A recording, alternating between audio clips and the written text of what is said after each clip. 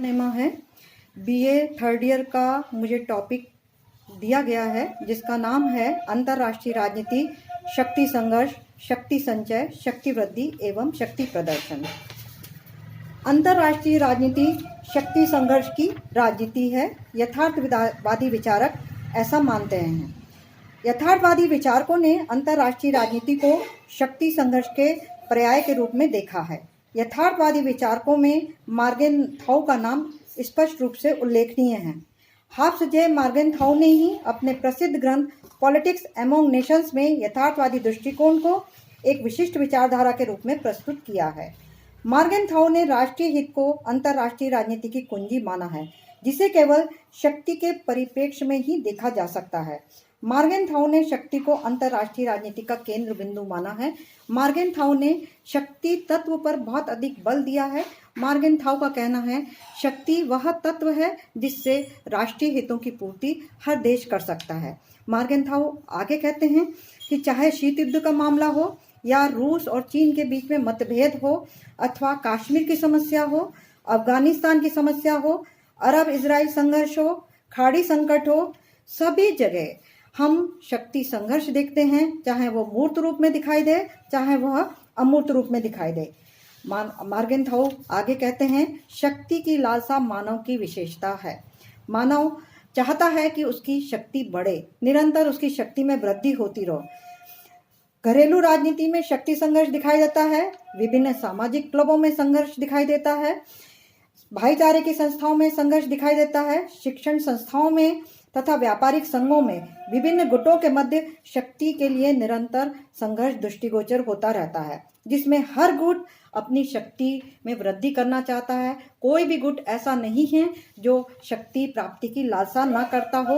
मॉर्गेनथाउ इसी कारण शक्ति पर बहुत अधिक बल देते हैं। शक्ति राजनीति का प्रमुख प्रेरक तत्व है।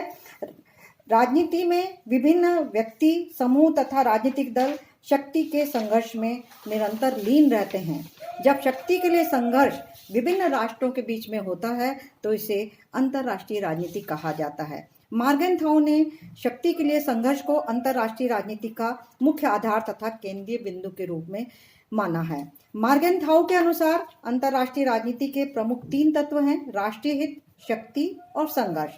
मॉर्गेनथाउ ने शक्ति पर महत्व दिया है। शक्ति से क्या अभिप्राय है, इसको भी हम स्पष्ट कर सकते हैं इस प्रकार से। सामान्य अर्थ में दूसरों को प्रभावित करने की क्षमता का नाम ही शक्ति है। जो शक्तिशाली है वह आसानी से अपने व्यवहार के द्वारा दूसरे राष्ट्रों को, दूसरे व्यक्तियों को प्रभावित कर पाता है। अंतर्राष्ट्रीय राजनीति में यह क्षमता राष्ट्रों की होती है, जिससे वह दूसरे राष्ट्रों को प्रभावित करने का प्रयास करते हैं।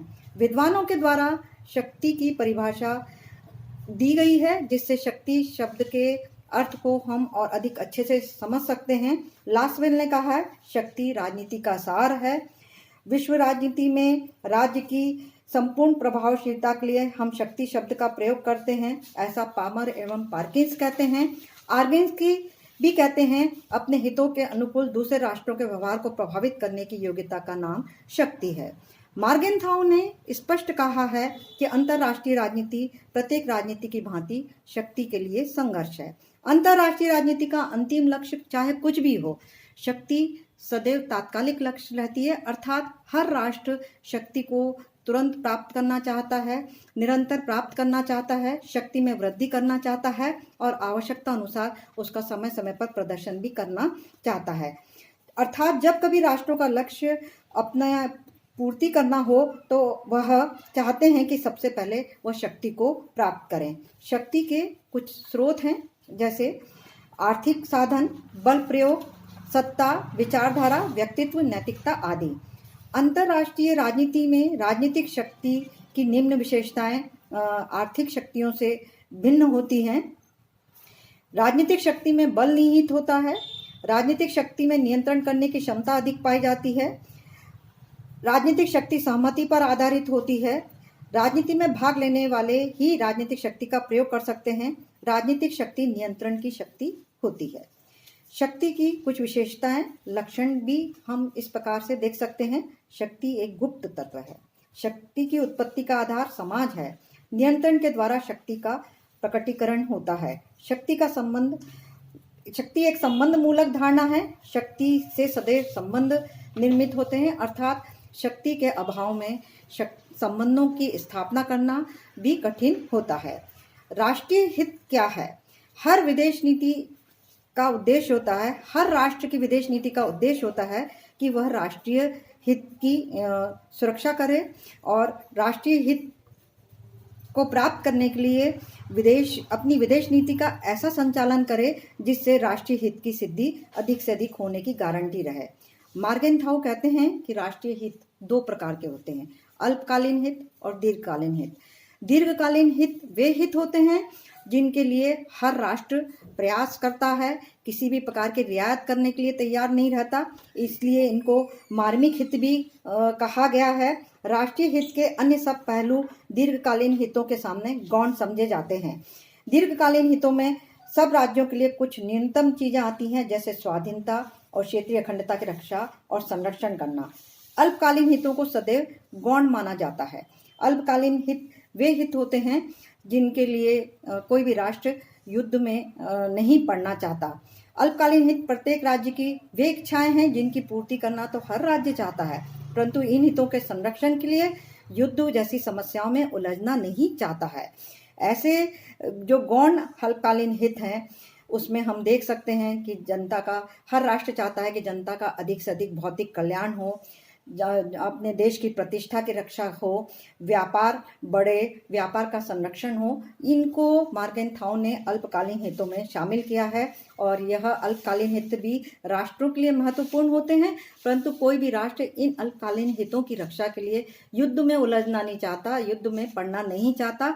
उसके लिए दीर्घकालीन हित बहुत महत्वपूर्ण होते हैं, इसीलिए उसने उनको मार्मिक हितों की संज्ञा दी है। मार्गेनथाउ कहते हैं कि शक्ति के लिए अंतर्राष्ट्रीय राजनीति में निरंतर संघर्ष दिखाई देता है। अब शक्ति के लिए संघर्ष हमेशा दिखाई देता है।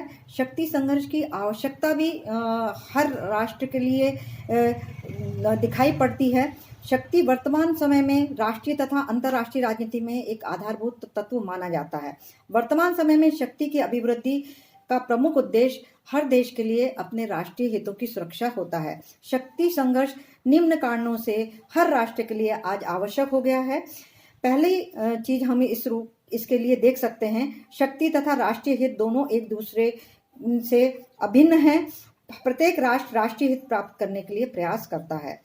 दूसरा चीज इसमें यह आती है कि शक्ति राष्ट्रीय हित प्राप्त करने का अंतिम तथा प्रभावशाली साधन है। राष्ट्रीय हित प्राप्त करने का अंतिम जो लक्ष्य होता है वह शक्ति के माध्यम से पूर्ण किया जा सकता है। मनुष्य के स्वार्थी होने के कारण उसकी शक्ति प्राप्त करने की जो इच्छाएं होती हैं वह असीमित होती हैं। कोई मनुष्य जितनी शक्ति उसके पास है उससे संतुष्ट नहीं होता, निरंतर उसमें वृद्धि करना चाहता है। परिणाम रूप स्वरूप संघर्ष अनिवार्य हो जाता है। मार्गेनथाउ ने कहा है, शक्ति राष्ट्रीय हितों का साधन है और कभी कभी शक्ति प्राप्त करना स्वयं में एक उद्देश्य बन जाता है।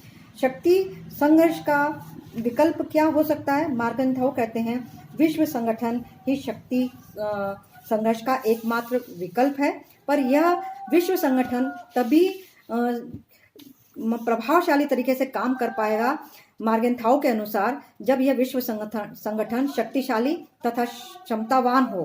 परंतु वर्तमान परिस्थितियों में हर राष्ट्र के जो अपने हित होते हैं वह महत्वपूर्ण हो जाते हैं और वह अपने क्षेत्र की अखंडता की रक्षा करना और अपनी संप्रभुता की रक्षा करना चाहता है। शक्ति संघर्ष के कुछ आधार हैं, जैसे सुरक्षा की भावना। शक्ति के लिए संघर्ष मानव और राष्ट्र इसलिए करते हैं जिससे कि उनकी सुरक्षा बनी रहे। शक्ति के लिए संघर्ष मानव प्रकृति में निहित है। प्रत्येक राष्ट्र अपनी सुरक्षा के लिए चिंतित रहता है तथा विश्व शांति के उन प्रयासों में सहयोग देता है जिससे उसकी सुरक्षा सुनिश्चित होती है, परंतु अपने अस्तित्व की रक्षा के लिए उसे निरंतर संघर्ष के लिए तैयार रहना पड़ता है। सुरक्षा की भावना से ही प्रेरित होकर वह सैनिक तैयारी करता है। विभिन्न प्रकार के जो संगठन हैं वह भी अपनी अपनी भूमिका अंतर्राष्ट्रीय राजनीति में निभाते हैं। शक्ति के लिए संघर्ष का एक आधार यह भी है कि संसार के पृथक पृथक राष्ट्रों में आर्थिक तथा राजनीतिक संगठनों और विश्वासों के मध्य बहुत सी विभिन्नताएं पाई जाती हैं। इसके कारण विश्व कई गुटों में विभक्त हो जाता है। ये गुट विश्वव्यापी युद्ध की तैयारी करते हैं तथा समान विचार तथा राष्ट्रीय हित वाले राष्ट्रों के साथ मिलकर सैनिक गठबंधनों का निर्माण करते हैं। सामाजिक मूल्य। कुछ विद्वानों के अनुसार सामाजिक मूल्य भी शक्ति संघर्ष के लिए आधारभूत तत्व है। सामाजिक मूल्यों पर किसी देश की विदेश नीति निर्भर करती है। जैसे समाजवादी व्यवस्था वाले देश अंतर्राष्ट्रीय मुद्दों पर सोवियत संघ तथा चीन के साथ अधिक सहयोगपूर्ण रवैया अपनाते हैं। जिस देश की जैसी विचारधारा होती है वह देश उसी विचारधारा वाले देशों के साथ ज़्यादा सहयोगपूर्ण रवैया अपनाता है। विरोधी विचारधारा वाले देशों के साथ उसका रवैया अलग प्रकार का होता है, ऐसा मॉर्गनथाउ का कहना है। साम्राज्यवादी नीति। कुछ विद्वानों के अनुसार अपनी शक्ति में अधिक से अधिक वृद्धि करके कुछ राष्ट्रों पर अधिकार दूसरे राष्ट्र करना चाहते हैं। यही नीति साम्राज्यवादी नीति भी कही जाती है। इस नीति के परिणाम स्वरूप राष्ट्रों में शक्ति के लिए संघर्ष उत्पन्न हो जाता है। इसका एकमात्र उद्देश्य अपनी शक्ति में वृद्धि करना है। विचारधारा। शक्ति संघर्ष का एक आधार विचारधारा भी है। यदि कोई राष्ट्र अपनी विचारधारा का प्रचार और प्रसार करता है तो दूसरा राष्ट्र उसकी विरोधी विचारधारा के प्रचार प्रसार के लिए कार्य करता है। इसलिए विचारधारा का संघर्ष भी शक्ति के लिए संघर्ष का रूप धारण कर लेता है। प्रतिष्ठा की नीति। बहुत से राष्ट्र विश्व में प्रतिष्ठा प्राप्त करने के लिए प्रतिस्पर्धा करते हैं। प्रतिष्ठा की नीति की अभिव्यक्ति के दो साधन हैं, कूटनीतिक रस्में और सैनिक शक्ति का प्रदर्शन। कूटनीतिक रस्में। कूटनीतिज्ञों के आपसी संबंध स्वाभाविक तौर पर प्रतिष्ठा की नीति के यंत्र बन जाते हैं, क्योंकि कूटनीतिज्ञ को जो आदर दिया जाता है वह वास्तव में उसके देश को दिया जाता है।